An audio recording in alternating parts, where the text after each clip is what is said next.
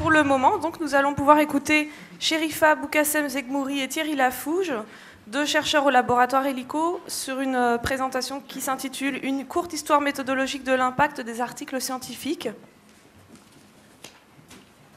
Donc, Chérifa Boukassem Zegmouri est maître de conférence HDR en SIC à l'Université Lyon 1 et chercheur au laboratoire Helico.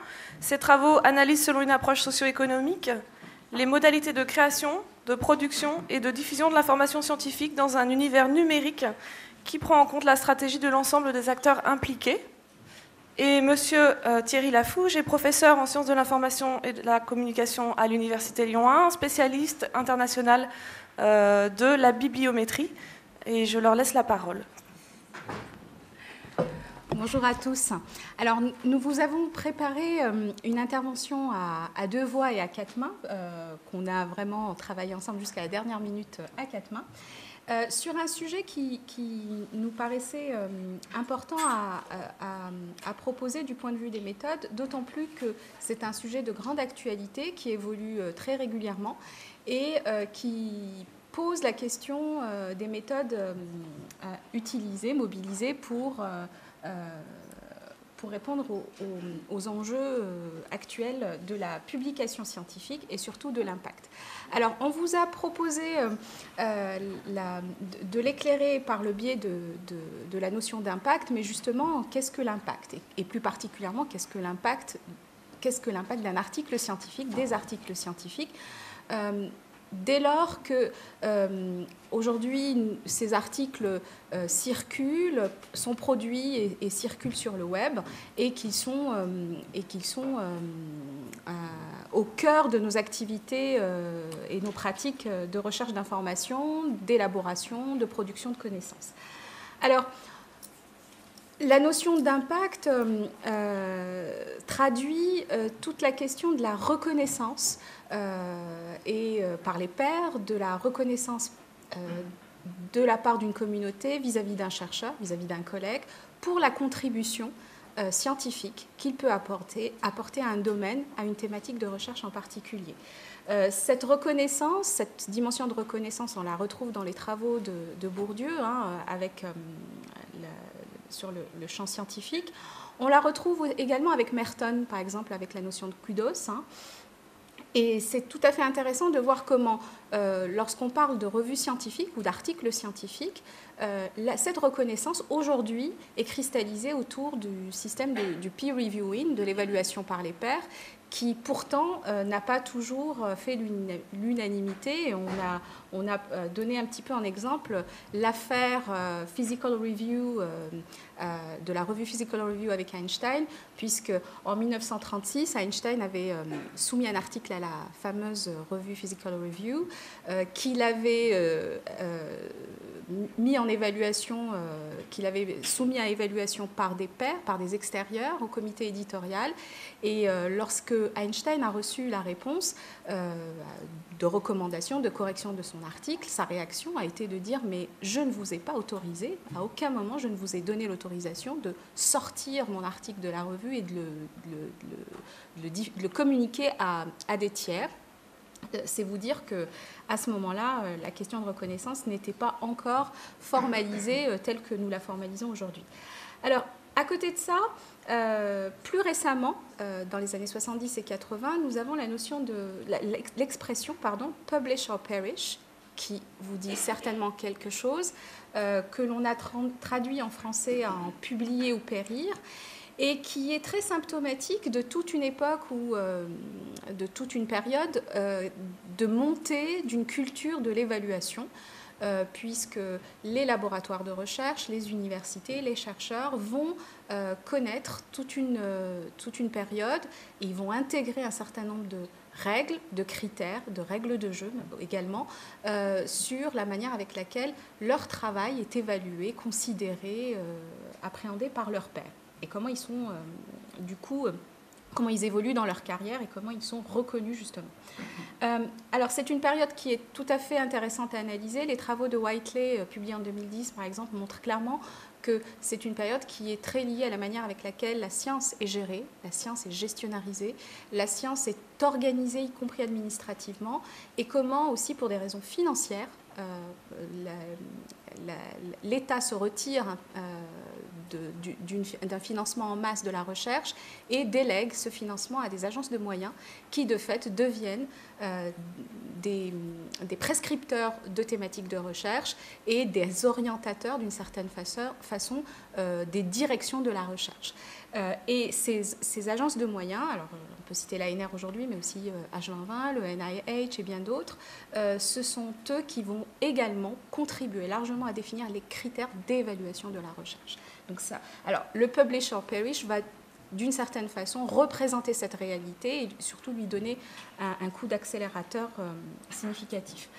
Et plus récemment, depuis quelques années, nous entendons parler d'autres expressions qui étendent cette dynamique à publicize or perish, ou d'autres expressions de type get visible or vanish, et à savoir que publier, c'est évident, c'est évident aujourd'hui de devoir publier pour avancer dans sa carrière, pour montrer sa contribution, mais ce n'est pas suffisant parce que face à la masse considérable d'articles qui sont publiés au quotidien et tous les ans, eh bien, il faut montrer que son article sort du lot et qu'il est plus pertinent, plus visible, plus important que les autres. Alors, cette logique de publicize or perish qui vient compléter le publish or perish, elle est aussi représentative d'une nouvelle injonction qui est faite aux communautés de chercheurs, qui est de dire publier, c'est valider vos résultats, mais nous souhaitons avoir plus, à savoir que nous souhaitons voir dans quelle mesure vos recherches pèsent sur le politique et sur le débat public.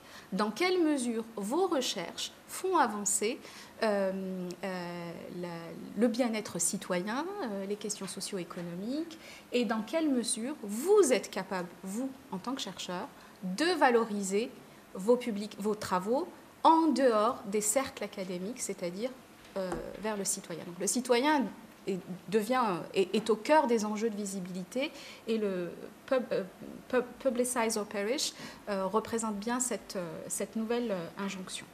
Voilà. Et de fait, cette courte présentation, ce court exposé de la question d'impact, on va l'aborder justement à travers deux volets, deux approches méthodologiques. L'un bibliométrique qui va être présenté par Thierry Dafouge et l'autre avec quelque chose d'un peu plus récent qui est encore en discussion.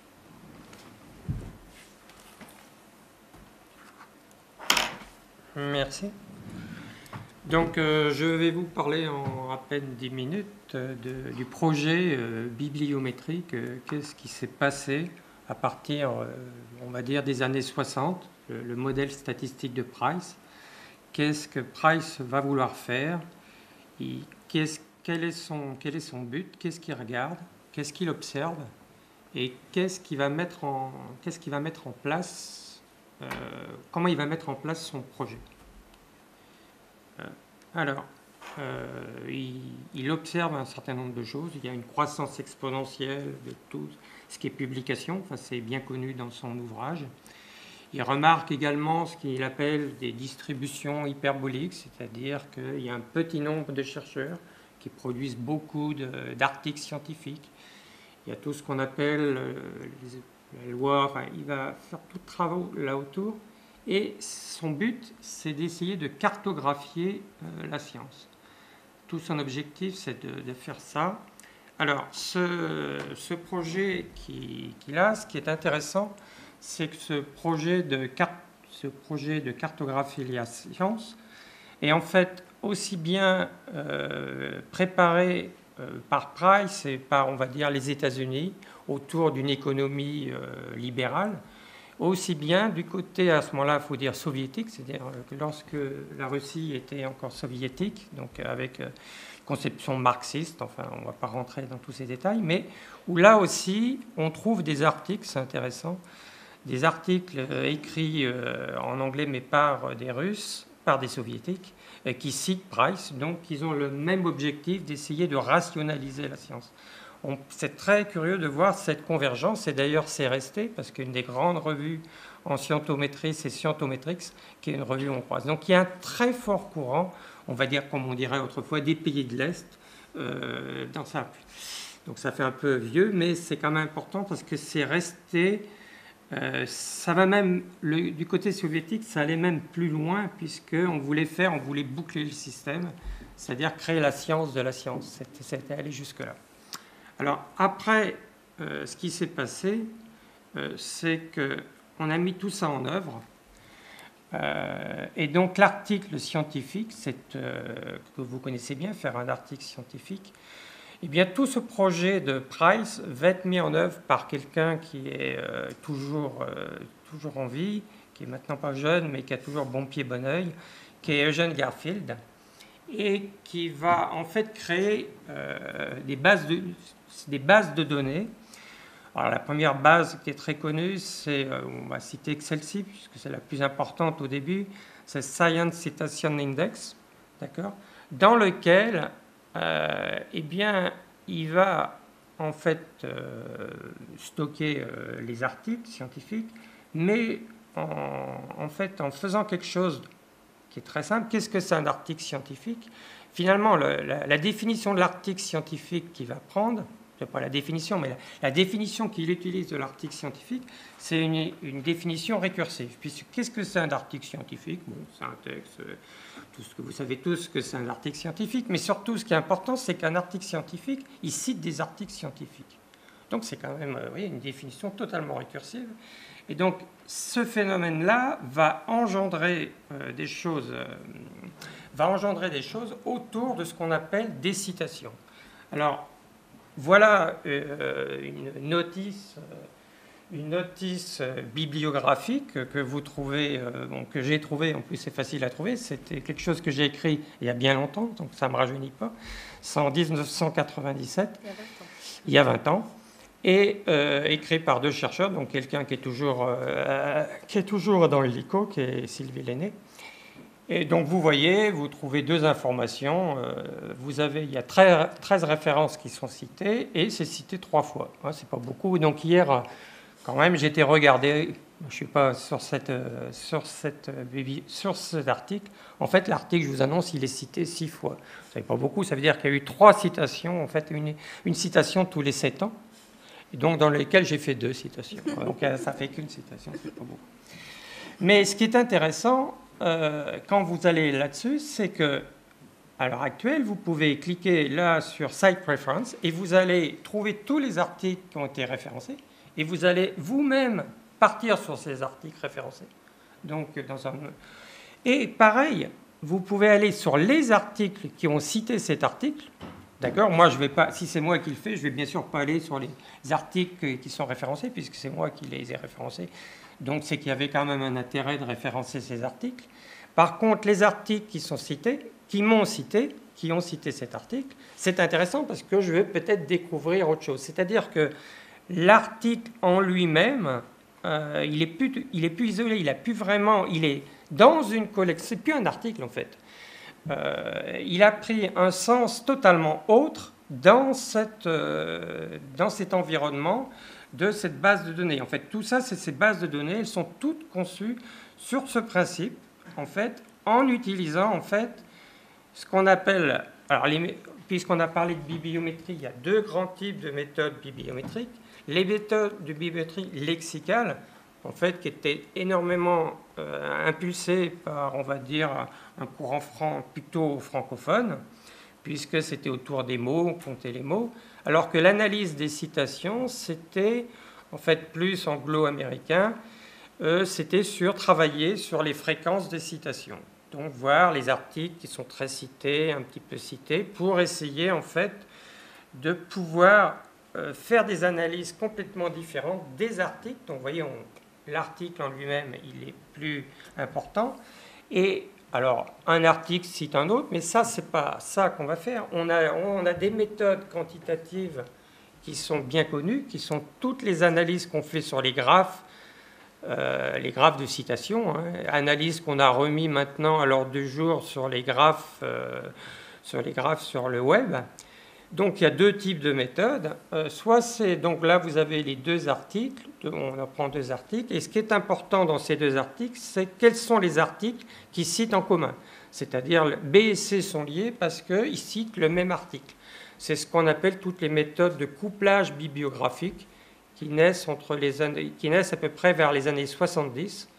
Et puis, il y a l'autre méthode, qui est vraiment la méthode qui a révélé, en fait, les travaux, enfin, mise en avant les travaux de Price, qui est la méthode des co-citations, qui est beaucoup plus utilisée que les méthodes de couplage bibliographique. La méthode des co-citations, c'est-à-dire qu'à ce moment-là, vous faites un corpus habituel, hein, vous faites, en recherche, on sait faire un corpus, on en a parlé tout à l'heure, et après, vous allez chercher tous les articles en fait, qui cite les articles de votre corpus. Donc cette méthode s'est avérée assez payante.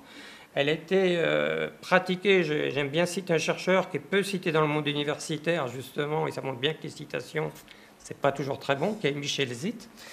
Vous ne le verrez pas parce qu'il est moins universitaire au sens classique, il ne va pas faire partie d'un labo, etc. Donc vous allez moins voir son nom. Mais ces méthodes ont donné, si vous voulez, une autre perspective totalement. Ces méthodes, on va dire, scientométriques, ont donné à l'article scientifique une résonance totalement différente, puisqu'en fait, l'article, il prend sens dans ce milieu de tous les articles. Alors, juste avant de passer la parole à Chérifa, ce qui est intéressant pour moi, et Chérifa ne sait pas pourquoi j'ai pris cet article, mais maintenant, eh bien, cet article, c'est un scoop, je vais vous le dire, il y a une erreur. C'est-à-dire qu'il y a un résultat qui est dedans, qui est faux, que j'ai écrit, enfin, il n'y a pas que moi qui l'écris, hein, il est signé avec Sylvie Lenné-Cruzel. Et c'est pas terrible, l'erreur n'est pas catastrophique, personne ne l'a relevé. C'est pas très grave, mais ça veut quand même dire que peut-être les gens n'ont pas trop lu l'article. Bon. Ceci dit, moi, il n'y a pas très longtemps, je n'ai pas écrit un article pour dire qu'il y avait une erreur dans l'article, mais en citant, j'allais citer cet article parce que ce n'est pas complètement faux, en fait. L'idée est quand même intéressante. Bien, j'ai fait un article où, quand même, c'est marqué que cet article, il y a une erreur. Vous voyez, tout ce que ça peut générer. Alors, tout ce que ça peut générer comme pratique stratégique autour de...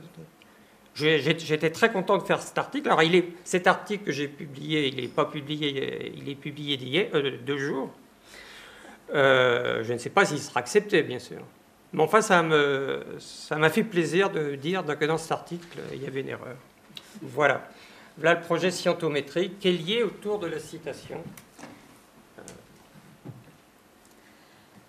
Alors, c'est intéressant parce que justement, la remise en question de la citation comme indicateur fiable de la qualité des articles, de la science,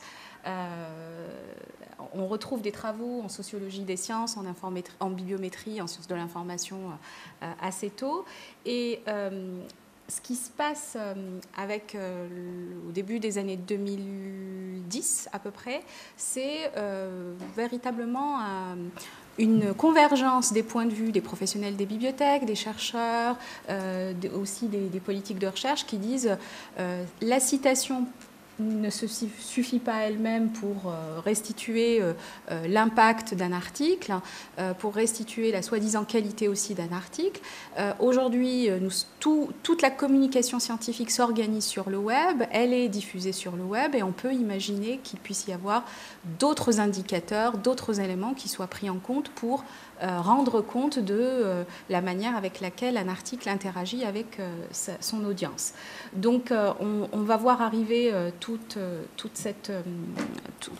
ces voix qui rouspètent, hein, qui disent ras-le-bol des indicateurs de citation, mais aussi également des acteurs sur le web qui souvent sont des startups, qu'on appelle des intermédiaires, et qui vont venir relayer justement ce message et imaginer de nouveaux indicateurs dont je vais vous parler puisqu'il s'agit des altmetrics. Alors, le contexte favorable dont je vous parlais à l'instant, c'est justement le développement des ressources en libre accès, la fameuse voie verte, voie dorée, puisqu'aujourd'hui, quand on recherche un article sur le web, avec Google Scholar, avec une requête Google Scholar, 1 fois sur 3, on arrive à trouver assez vite et assez facilement le full text, le fameux PDF de l'article, soit parce qu'il est publié en open access, soit parce qu'il est déposé dans une archive ouverte, parfois parce qu'il est mis en ligne gratuitement par le chercheur sur sa page personnelle et bien d'autres possibilités. Google Scholar et Google sont aujourd'hui, les études le montrent, les outils les plus utilisés par les chercheurs pour faire de la recherche bibliographique. On continue à utiliser Web of Science et Scopus, mais c'est quand même Google et Google Scholar qui tiennent le haut du pavé. Et puis, on a ce qu'on appelle les bibliothèques pirates. Vous en avez peut-être entendu parler. Library Genesis, par exemple, qui propose non seulement des articles académiques, des articles scientifiques classiques, mais aussi des BD, des mangas, enfin, de nombreux contenus. Les travaux qui ont été faits par un collègue de Toulouse, Guillaume Cabana, ont montré que justement ces bibliothèques pirates sont très utilisées, surtout sur les dernières années de publication, les années plus récentes, et qu'elles proposent en général le plus gros de l'offre des gros éditeurs, à savoir Elsevier, Springer, Wiley. Donc un grand pourcentage de la publication scientifique. Et un article récent publié dans Science a montré que SciHub, par exemple, qui est une des bibliothèques pirates très très utilisées, aujourd'hui, contrairement à ce qu'on pouvait penser, l'hypothèse de départ justement était que SciHub était utilisé par les pays en voie de développement, ne bénéficiant pas d'abonnement, et bien SciHub est utilisé y compris par des chercheurs sur des campus très très riches, ayant accès à des ressources très très riches également. Et le scoop de l'article montrait que lorsqu'un chercheur dans une université comme Stanford pouvait zapper l'abonnement à une revue via la tuyauterie technologique de la bibliothèque et aller sur SciHub directement récupérer l'article. Donc on est quand même dans une ère de l'accès, on est dans une économie de l'accès. Et le manifesto, le fameux Altmetrics Manifesto qui a été publié en 2010, est venu justement appuyer ce phénomène en disant on ne peut plus raisonner seulement sur la citation pour parler d'impact d'articles scientifiques, puisqu'aujourd'hui des articles scientifiques, on part de l'hypothèse qu'ils sont lus, y compris par les citoyens, par monsieur tout le monde, qui veut se documenter et se construire une connaissance sur un sujet. 2012, donc à peine deux années plus tard, on a la fameuse déclaration de San Francisco, DORA, qui vient justement cristalliser cette idée et qui rassemble de nombreux acteurs, y compris des chercheurs, et qui disent oui, nous sommes tout à fait favorables à l'émergence de nouveaux indicateurs qui ne soient pas seulement de la citation et qui reflètent l'usage, la circulation de ces articles sur la webosphère. Donc l'idée est d'une certaine façon validée par les communautés académiques et elle est d'autant plus validée que, pour reprendre cette figure d'un billet de blog qui a été, d'une synthèse qui a été faite d'une étude quantitative et qui a été un peu modélisée sur ce billet de blog, eh bien, dans les pratiques, dans les logiques de pratique des chercheurs aujourd'hui, les réseaux sociaux et les réseaux sociaux académiques, donc les deux types de réseaux sociaux sont très présents et aujourd'hui, on recherche des articles, on rédige, on partage les articles, on les diffuse, on les évalue sur la base ou à l'aide de ces plateformes de réseaux sociaux et de réseaux sociaux académiques. Donc ils prennent une place de plus en plus importante, à tel point qu'on les qualifie de couteau suisse de la recherche pour le chercheur, puisque certains d'entre vous utilisent certainement Mendeley, SciTuLike pour faire de la gestion de références bibliographiques, pour partager des articles.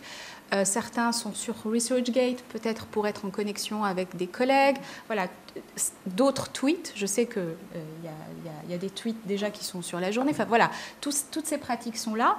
Et de fait, tous ces événements, toutes ces traces représentent un potentiel tout à fait intéressant pour compléter, non pas remplacer, les citations.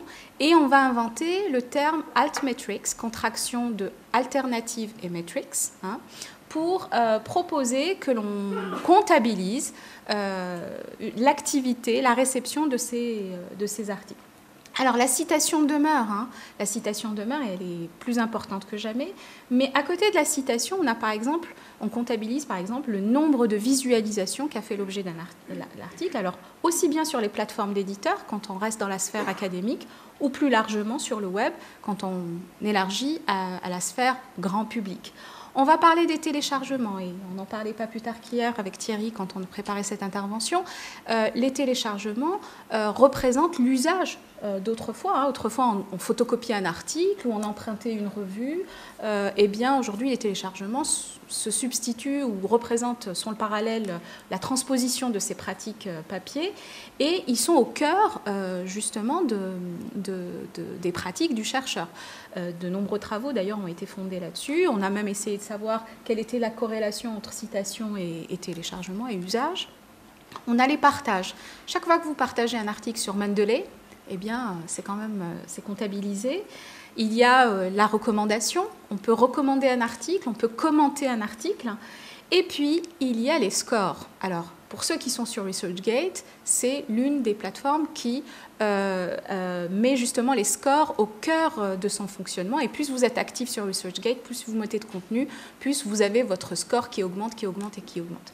Alors, on n'a pas encore de score du côté du grand public, parce que justement, on touche à quelque chose d'extrêmement sensible, qui touche à l'évaluation. Mais ce qu'il faut savoir, c'est qu'en raisonnant Altmetrics, eh bien, on est toujours dans la sphère des méthodes bibliométriques, scientométriques, mais avec un lien clair et indispensable avec les méthodes computationnelles. Là, on est vraiment dans les algorithmes, dans les périmètres, dans la manière avec laquelle les algorithmes sont paramétrés, sur la taille des périmètres qui sont moissonnés par ces algorithmes. Et on est dans ce qu'on appelle le post-impact, c'est-à-dire une fois que l'article est validé, évalué, publié, il est cité, mais quoi d'autre ? Qu'est-ce qui se passe d'autre ? Et tout ce qu'il peut générer comme activité, comme événement, comme réaction de la part du public, académique mais aussi plus large, citoyen, eh bien ça relève aussi de son impact et de sa visibilité. Alors, un autre élément important sur lequel je passerai rapidement, c'est qu'aujourd'hui, un article, c'est pas une unité monolithique, c'est aussi des fragments, c'est aussi des données. Aujourd'hui, le PDF est certes consulté, mais les images, les données de la recherche, les figures, les vidéos qui composent l'article sont également téléchargées, visualisées, commentées. Et donc, un article va pouvoir recevoir des altmétriques pour le full texte en tant que tel, mais aussi pour toutes ces données, pour tous ces fragments. Et c'est autant d'impact qu'il peut également générer. Et de fait, on est quand même dans des logiques qui élargissent l'audience. Ce ne sont plus seulement les chercheurs qui sont à l'origine de l'impact, c'est aussi les citoyens, c'est aussi les étudiants, c'est aussi monsieur tout le monde. On augmente l'impact, voilà, parce qu'on n'est plus dans un impact uniquement citationnel. Et puis, on intègre la dimension collective, collaborative, qui peut se jouer autour d'un article, autour de ces fragments. Donc, on intègre le fait qu'un article n'est plus tout seul et qu'il fait l'objet d'une circulation. Alors, rapidement, très rapidement, ça c'est une copie d'écran d'un article sur PLOS ONE qui montre que PLOS ONE, qui est une méga revue qui pratique le peer reviewing très très très léger, va justement s'appuyer sur les altmetrics pour dire mais nous, justement, on a les altmetrics pour faire du post-reviewing et donc l'impact c'est aussi ça. Donc ça c'est juste pour vous montrer.